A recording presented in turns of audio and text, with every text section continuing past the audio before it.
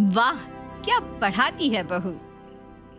स्मृति आज कुछ स्पेशल बनाती है और अपने आस पड़ोस के लोगों को अपने घर बुलाती है। आंटी जी, और लीजिए ना, आपने तो कुछ खाया ही नहीं। ये पालक की खिचड़ी मैंने खास आपके लिए बनाई थी। अरे बहू, मैं तो पालक की खिचड़ी पहली बार खा रही हूँ, पर जो भी बोलो ये है बड़ी स्वादिष्ट बनी। तूने इसे कैसे बनाया है बेटा? आंटी जी, खिचड़ी तो चाहे चावल की बने या पालक की, सभी टेस्टी होती है, पर मैंने पालक की खिचड़ी आपकी बीमारी को ध्यान में रखकर बनाया है। आपको पता है पालक में कितना कैल्शियम होता है, और खिचड़ी तो हमारे स्वास्थ्य के लिए वैसे ही बहुत अच्छी होती है। अगर आपको इसकी रेसिपी जाननी है ना तो मैं आपको बता दूंगी, बस अभी तो आप खाने का मजा लीजिए। वो सब तो ठीक है बहू, पर एक गिलास पानी भी दे देना। खाना तो खिला दिया, पानी तो तू किसी से पूछ ही नहीं रही। माँ जी, मैंने आपको कितनी बार समझाया है कि खाना खाने के तुरंत बाद पानी नहीं पीते, और खड़े होकर तो बिल्कुल पानी नहीं पीना चाहिए। वैसे ही आपके घुटने में इतना दर्द रहता है, आप आराम से पानी पियो, और थोड़ा रुक कर, पानी कहीं भागा नहीं जा रहा। इस तरह से स्मृति अपने घर आए पड़ोसियों के सामने अपनी नॉलेज दिखाने लगती है। सभी पड़ोस की औरतें चांदनी की बहू की इतनी नॉलेज देखकर हैरान हो जाते हैं और आपस में बातें करने लगते हैं। चांदनी बहन, तुम तो बड़ी ही पढ़ी लिखी बहू लेकर आई हो। तुम्हारी बहू को तो दुनिया भर का ज्ञान है। वो तो है बहन, अब तुम तो जानती हो ना मेरे बेटे को। बहू, तुम्हारा ज्ञान देखकर तो कोई शक नहीं मुझे कि तुम कम पढ़ी लिखी हो, पर तुमने वैसे कितनी पढ़ाई करी है? हमारे लल्ला से भी ज्यादा पढ़ी लिखी हो क्या? अरे नहीं आंटी, मैं भला उनकी बराबरी कैसे कर सकती हूँ। मैंने ज़्यादा पढ़ाई नहीं करी, बस पीएचडी कर रखी है, इसलिए मेरे नाम के आगे डॉक्टर लग गया है। इतना बोलकर एक बार फिर स्मृति अपने नॉलेज का बखान करने लगती है। अब इसी तरह से किसी न किसी बहाने स्मृति अपने पड़ोस की औरतों को घर बुलाती और खाने के साथ उनके सामने अपने ज्ञान का प्रदर्शन करती। स्मृति की इतनी नॉलेज देखकर एक औरत स्मृति से कहती है, अरे बहू, तू तो इतनी पढ़ी लिखी और समझदार है, फिर भी घर में रहकर घर के काम करती है। अरे तू घर के काम के साथ साथ गली के बच्चों को क्यों नहीं पढ़ा देती? गली के बच्चों को? देखिए, सबसे पहले तो वो सारे ट्यूशन जाते हैं, और मुझे ना थोड़ा अजीब लग रहा था। मैं कैसे आप सबसे बोलूं कि अपने बच्चों को मेरे पास भेज दो, क्योंकि मैं तो कोई ट्यूशन पढ़ाती ही नहीं, पर आप इतना कह रही हैं तो मैं आपके बच्चों को पढ़ा दूंगी। ठीक है बहू, तो मैं अपनी बहू से बात करती हूँ। मेरा पोता तो अभी सिर्फ 8 साल का है, उसे अच्छे से पढ़ाना, पढ़ाई में ना थोड़ा कमज़ोर है। कोई बात नहीं आंटी जी, मैं आपके पोते पर पूरा ध्यान दूंगी। वैसे भी कौन सा मेरे पास कोई ज़्यादा बच्चे हैं। अब क्या था, स्मृति अपने नॉलेज का इतना बखान करती है कि आस पड़ोस के लोग उसके पास अपने बच्चों को ट्यूशन के लिए भेज देते हैं। पर स्मृति तो 9वीं फेल थी। भला 9वीं फेल लड़की बच्चों को कैसे पढ़ाती? पर क्योंकि उसने सबको छूट कहा था, इसलिए वो खुद रात भर यूट्यूब से पढ़ाई करती है। हे भगवान, कितनी पढ़ाई करनी पड़ रही है मुझे। इतनी पढ़ाई अगर मैंने अपने समय पर की होती तो मैं 9वीं फेल ना होती। स्मृति अपना इंप्रेशन जमाने के लिए रात को यूट्यूब से पढ़ाई करती और अगली सुबह वही चीज़ घर आए बच्चों को पढ़ाती। तभी बंटी नाम का एक बच्चा स्मृति से कहता है, मैडम, आज तो आपने सिर्फ हिंदी पढ़ाई, इंग्लिश तो पढ़ाई नहीं, और परसों मेरा टेस्ट भी है। अरे कोई बात नहीं बेटा, परसों है ना, कल की छुट्टी में मैं तुम्हें वही पढ़ाऊंगी। हाँ, कल मैं तुम्हें इंग्लिश और मैथ दोनों सब्जेक्ट पढ़ा दूंगी। आज के लिए आज की क्लास यही खत्म करते हैं। चलो बच्चों, अब तुम अपने घर जाओ, और पड़ोस के और बच्चों को भी बताना कि स्मृति मैडम बहुत अच्छा ट्यूशन पढ़ाती है। हाँ, सारे दोस्तों को बताना। ठीक है मैडम। बंटी अपने घर जाता है, जहाँ उसके घर वाले स्मृति के बारे में पूछते हैं।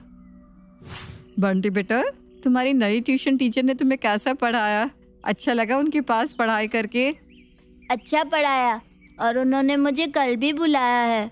ये तो बहुत अच्छी बात है बेटा कि वो तुम्हें एक्स्ट्रा क्लास भी दे रही है। अच्छे से पढ़ाई पर ध्यान देना। हाँ, जब बंटी की माँ को ये पता चलता है कि स्मृति ने बंटी को संडे वाले दिन भी ट्यूशन बुलाया है ताकि उसकी पढ़ाई का नुकसान ना हो, तो बंटी की माँ और ज्यादा खुश हो जाती है और पड़ोस में स्मृति की पढ़ाई की चर्चा करने लगती है। अरे आंटी, आपने अपने पोते को स्मृति के घर नहीं भेजा? कितना अच्छा पढ़ाती है, बच्चों पर ना बहुत ध्यान देती है। और दे भी क्यों ना, आखिर खुद ने पीएचडी जो कर रखी है। भला आप खुद सोचो, जिसने पीएचडी कर रखी है वो घर में ट्यूशन पढ़ाएगी? अरे वो तो अपने बच्चों का फ्यूचर देख रही है। अगर ऐसी बात है तो मैं भी अपनी बहू से कहूँगी कि मेरे पोते को वो इतनी दूर ट्यूशन ना भेजकर घर के पास भेजे। पास का पास भी और कम पैसे में अच्छी ट्यूशन क्लास भी। वही तो आंटी जी, जब गली में ही इतनी अच्छी टीचर है पढ़ाने वाली तो बच्चों को दूर क्यों भेजना। वैसे भी ना ये दूर के ट्यूशन वाले सिर्फ फीस लेना जानते हैं, बच्चे पर तो जरा भी ध्यान नहीं देते। अब देखो स्मृति ने कल भी बुलाया मेरे बंटी को। अब बंटी की माँ की बातें सुनकर पड़ोस की 3-4 औरतें और स्मृति के घर चली जाती है और अपने अपने बच्चों के ट्यूशन की बात करने लगती है। हाँ हाँ, क्यों नहीं, मैं तो यहाँ बैठी हूँ बच्चों का भविष्य बनाने के लिए, और मैं तो यही चाहती हूँ कि हमारी आने वाली पीढ़ी भी पढ़ी लिखी हो। आखिर मैं अपने ज्ञान का करूँगी क्या। वैसे भी कहते हैं ना, ज्ञान बांटने से बढ़ता है। अब कल ही अपने बच्चों को भेज देना, हाँ, फिक्र मत कीजिए।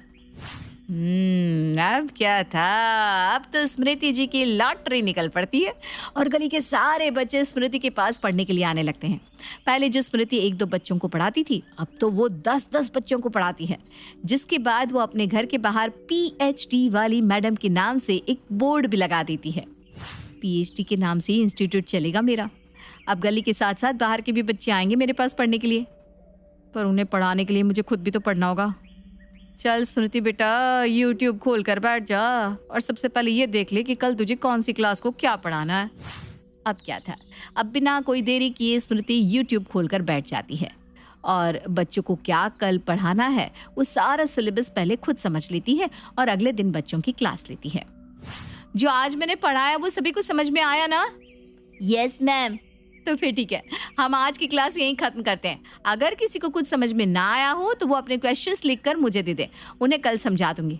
और बंटी, तुम पढ़ाई पर क्यों नहीं ध्यान दे रहे हो? तुम्हारी शिकायत आई है? हाँ मैडम, आप जो पढ़ाती हो मैं उस पर अच्छे से ध्यान देता हूँ, मम्मी की तो आदत है। अच्छा ठीक है, देखो मैं कल तुम्हारा टेस्ट लूंगी, फिर मुझे पता चल जाएगा कि तुम कितना पढ़ाई पर ध्यान दे रहे हो। और सभी बच्चे अपने अपने डाउट्स जल्दी से मुझे लिख कर दे दो। इस तरह से स्मृति बच्चों से उनके डाउट्स पहले ही लिखवा लेती ताकि वो बच्चों के जाने के बाद YouTube से उसकी स्टडी कर सके और अगले दिन बच्चों को समझा सके। ऐसे ही एक दिन रेशमा नाम की एक औरत स्मृति के घर आती है, जहां वो स्मृति को YouTube से पढ़ते हुए देख लेती है। स्मृति जैसे ही देखती है कि रेशमा ने देख लिया है तो वो जल्दी से YouTube बंद कर देती है और घबराती हुई कहती है, अरे रेशमा, तुम अचानक मेरे घर में दरवाजा खुला क्या था इसलिए अंदर चली आई? कुछ काम था क्या? तो ये PhD इंस्टीट्यूट वाली मैडम पहले खुद पढ़ती है, फिर बच्चों को पढ़ाती है। खुद को तो कुछ आता नहीं, इसलिए बच्चों से उनके सवाल पहले ही लिखवा लेती है और YouTube से उसकी स्टडी करके अगले दिन बच्चों को समझाती है। पर कोई बात नहीं, PhD स्मृति मैडम, तुम्हारा इंस्टीट्यूट अब ज़्यादा दिन नहीं चलेगा, क्योंकि जब से तुमने अपना इंस्टीट्यूट खोला है मेरे इंस्टीट्यूट की बैंड बज गई है। कहीं इस चुड़ैल ने मुझे YouTube से पढ़ते हुए तो नहीं देख लिया। रेशमा, क्या हुआ? क्या सोचने लगी? कुछ काम था क्या? हाँ, मैं यही देख रही थी कि तुम इतने सारे बच्चों को इतनी कम जगह में कैसे पढ़ा लेती हो। मेरी मानो तो रोड पर एक इंस्टीट्यूट खरीद लो, बच्चों को पढ़ने में आसानी होगी। फिलहाल तो मैं यहाँ चीनी लेने के लिए आई थी, घर में अचानक से मेहमान आ गए तो थोड़ी सी चीनी मिलेगी। हाँ, भगवान का शुक्र है इसे कुछ पता नहीं चला। सही कहा तुमने, मैं भी कुछ ऐसा ही सोच रही थी। अच्छा तुम यहीं रुको, मैं अभी तुम्हारे लिए चीनी लेकर आती हूँ। स्मृति जल्दी से रेशमा को चीनी देकर वहां से रफा दफा करती है और एक बार फिर से YouTube खोलकर बैठ जाती है। कुछ देर बाद ट्यूशन के बच्चे भी आ जाते हैं और स्मृति सबसे पहले उन सभी बच्चों के डाउट क्लियर करती है। स्मृति ट्यूशन से अच्छे खासे पैसे कमा रही थी, पर कहते हैं ना, झूठ के पैर नहीं होते। इसी तरह स्मृति का झूठ भी लंबे समय तक नहीं चल पाता और क्लास खत्म होने के बाद जब दोबारा स्मृति YouTube से पढ़ाई करने के लिए बैठती है तो रेशमा चुपके से उसके घर की खिड़की से उसकी वीडियो बना लेती है। और अगले दिन जब स्मृति ट्यूशन क्लास लेना शुरू करती है तो रेशमा पड़ोस की सभी औरतों को स्मृति के घर ले आती है और वीडियो दिखाते हुए कहती है, ये देखो, इस तरह से आपकी PhD मैडम साहिबा आपके बच्चों को पढ़ाती है। अरे इसे तो खुद कुछ आता नहीं, ये तो खुद YouTube से पढ़ती है और अगले दिन सिर्फ उतना ही बच्चों को पढ़ाती है जितना इससे खुद पढ़ा है। अगर अब भी आपको मुझ पर विश्वास नहीं है, इस वीडियो पर विश्वास नहीं हो रहा, तो आप इससे कोई सवाल कर लीजिए। मुझे तो यकीन ही नहीं हो रहा स्मृति।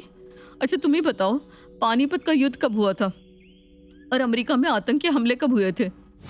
बंटी की माँ के सवालों के जवाब स्मृति को नहीं आते क्योंकि स्मृति 9वीं फेल थी। उसने कभी 9वीं से आगे पढ़ाई नहीं की थी और ट्यूशन भी वो 9वीं तक ही बच्चों को पढ़ा रही थी। स्मृति की चुप्पी उसका झूठ सबके सामने ले आती है। इसके बाद पड़ोस की सभी औरतें अपने बच्चों को स्मृति के पास ट्यूशन के लिए भेजना बंद कर देती हैं।